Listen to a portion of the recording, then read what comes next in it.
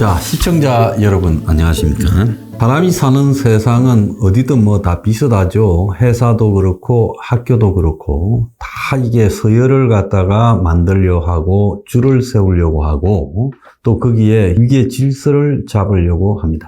과거에 대학 다닐 때 이제 뭐 동문회 같은 데들 가도 거기서도 또 꼭 서열을 잡고 분기를 잡고 그러려고 하는 선배들이 있었죠. 저는 개인적으로 그런 것들을 굉장히 싫어합니다. 뭐 선후배라든지 혈연, 지연, 학연에 따라서 이렇게 어울리고 줄 세우고 하는 거 그런 걸 굉장히 싫어하는 그런 성격이었어요. 옛날부터 그러더라고요. 그래서 대학 때 이제 그런 이 과에 일종의 뭐 개강총회 또 무슨 뭐 동문회 이런 걸 참 싫어했습니다.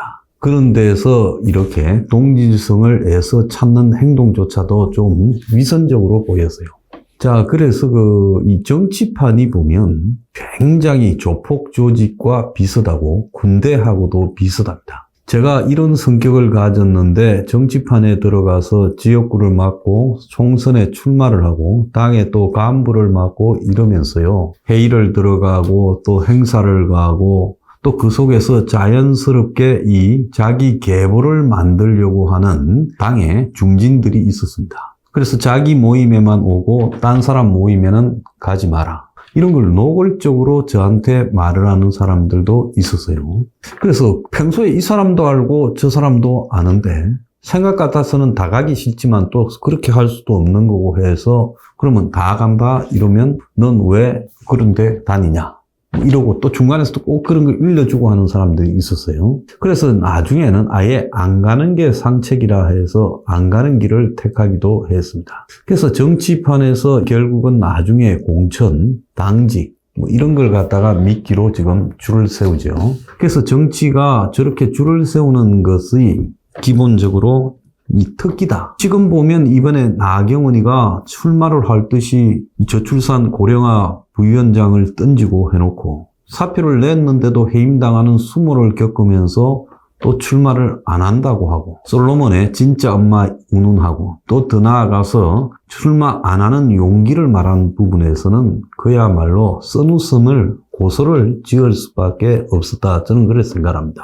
또 나경원 하나를 두들겨 잡으려고 다 달라들어가지고 그냥 집단 이지매식으로 하는 행동 심지어 나는 네가 한 모든 행적을 알고 있다라는 식으로 은근히 이 사찰식 압박을 운운하고 나경원이가 들어간 날 당 지도부와 오찬을 하면서 전당대회 때 대통령이 간다고 한 것도 좀 웃겼습니다. 그런데 더 웃기는 것은 지금 민주당이 저지르고 있어요. 의원 전원한테 이재명이 지지 서약을 압박하고 그래서 비명계가 당이 이재명이 개인 무슨 사교 집단이냐 이런 소리까지 나오고 있어요. 자, 대한민국의 정당이 어쩌다가 저렇게 돼버렸나. 또 국민의힘의 성격은 보수적이에요. 그러면 민주당은 다소 진보 좌파적입니다. 그러면 진보 좌파에서는 보수보다 이 줄 세우기나 또 당의 서열화 이런 것들이 좀 더 약해야 되는 거 아닙니까? 그런데 이재명이가 자기 당 내부의 기본사회위원회 위원장, 뭐 기본사회위원회는 뭐 하는 데입니까? 기본주택, 기본소득 주는 데입니까? 아니 자기가 성남시장 할 때는 다 해먹고 이제 대통령 간다고 기본주택 이야기하는 그런 사람이 이런 건 왜 만듭니까? 그래서 이런 위원회를 만들어가지고 참여 신청을 당 의원들한테 받고 있다는 거예요. 아니 당 대표면 당의 모든 부분을 지배할 건데 또 기본사회위원회라는 것을 만들어가지고 의원을 상대로 참여할지 안 할지 물어보는 것을 한다? 그래서 비명계는 이 참여를 갖다가 이 서약을 받는 신청을 해라는 것 자체가 참여 압박이고 줄 세우기 아니냐. 결국 이재명이 사법 리스크를 지금 가지고 당 대표 지위를 유지할 수 있느냐 없느냐는 그런 상황에서 기본사회위원회라는 걸 만들어서 여기 참여할지 안 할지 신청해라고 전 당의 의원들에게 돌리는 것은 결국은 이 당의 의원 중에 나한테 복종하는 자가 몇 명이고 복종 안 하는 자가 몇 명인가를 구별을 짓겠다는 거 아니냐. 그래서 이 위원회가 도대체 이재명의 이 기본 시리즈, 기본소득, 기본주택 같은 이런 시리즈를 당론으로 밀어붙이는 상황에서 그것도 반발이 있는데 이걸 기정사실화하고 참여 여부를 밝혀라고 이야기하는 거. 자, 어지간한 강심장이나 이재명하고 완전히 공식적으로 척진 사람 외에 이거 참여 안 한다고 말하기도 어렵고, 그렇다고 슬그머니 참여하자니 자존심이 너무 상하고 그런 일 아니겠습니까? 비명계 한 재선 의원은요, 언론과 통화에서 기본소득에 동의하지 않은 의원들도 많은데 이렇게 참여 신청서를 받는 게 참여 압박 넘어서 협박 아니냐. 김정은 집단도 아니고 민주당이 다양한 소리, 다양한 의견을 담는 것이 조화롭게 필요한데 이렇게 종교 집단이나 사교 집단처럼 완전히 통일시켜서 줄 세우는 게 맞느냐고 이 맹비판을 했다는 거예요.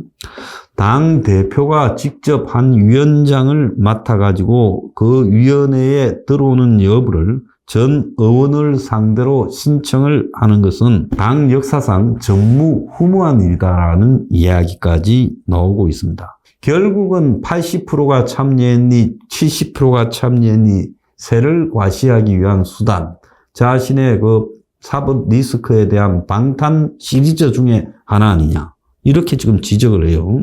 자, 어떤 사람은 이런 비판에 다 동의를 하는데 어쩔 수 없이 직접 신청서를 보낸 데 대한 부담을 갖다가 토로하기도 했다는데요. 당 대표가 저렇게 하겠다고 이렇게 참여 여부를 물으니 어쩔 수 없이 참여 신청하기로 했는데 다른 의원들도 대표가 저렇게 완전히 예스나 노냐 식으로 묻고 놓으면 거절하기가 쉽지 않아서 꽤 신청할 거다. 당의 단합을 보여주겠다라는 것 같은데 의원들 입장에서는 사실상 빠지지 말고 다 참여하라는 압박 아니냐, 이런 생각도 든다는 거예요. 이재명 측은 자율 참여라고 선을 긋지만은 굳이 당 대표가 대선 시기도 아니고 총선이 임박한 것도 아닌데 이런 자기의 정책을 가지고 위원회를 만들어서 새삼 참여 여부를 의원들에게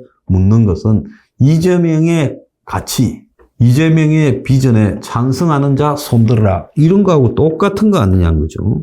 그래서 이재명 측은 기본사회위원회가 그만큼 중요하다고 생각했으니까 당의 대대적인 참여 신청을 받는 게 아니겠느냐. 단일 대회로 이 단결력을 높이자고 하는 것이다, 이런 헛소리를 하는 모양이에요. 자, 큰 규모로 하는 게 아니라 이런 위원회가 있다는 것을 당에 공유하기 위해서 널리 알린 거다라고 둘러대고 있는데요. 이재명은 지난 25일 168명 의원 전부한테 서신을 보내서 기본사회위원회가 기본사회로 가기 위한 구체적 로드맵을 제시하고 민생 중심 정치의 디딤돌이 되겠다, 그렇게 말하면서 이 2023년이 기본사회 제도화의 원년이 되도록 이렇게 힘을 모아달라, 이걸 했습니다. 그러니까 이제 참여 안 하면 너는 내 적이다, 내가 살아나면 너 공천 안 준다, 이런 이야기 아니겠어요? 참으로 졸렬하고 유치하다고 보고 있습니다. 당 대표가 가지고 있는 기본소득, 기본주택 같은 주장이 그 당에 있는 어떤 의원들한테는 나는 저기에 동조 안 한다. 이재명을 대표가 된 것도 과반수 좀 넘겨서 겨우 된 거 아닙니까? 그러면 당에 나머지 뭐 한 45% 정도는 이재명의 생각에 공감 안 하는 사람들이에요. 근데 그런 사람이 여기에 참여해야 됩니까? 특히 이재명의 이 기본 시리즈가 말도 안 된다고 생각하는 민주당 의원들은 그럼 어떻게 해야 되는 거예요? 그리고 이재명이가 자기도 지금 사법 리스크에 살아남을지 안 남을지, 내년에 총선까지 대표직을 하고 있을지 안 하고 있을지도 모르면서 2023년에 이 기본이라는, 기본사회라는 걸 당의 핵심 가치로 이 완전히 알박기 하겠다? 이게 맞는 이야기입니까? 이재명 참으로 구차합니다. 어떻게 인간이 저 지경까지 가고 있어요? 좀 적당히 합시다.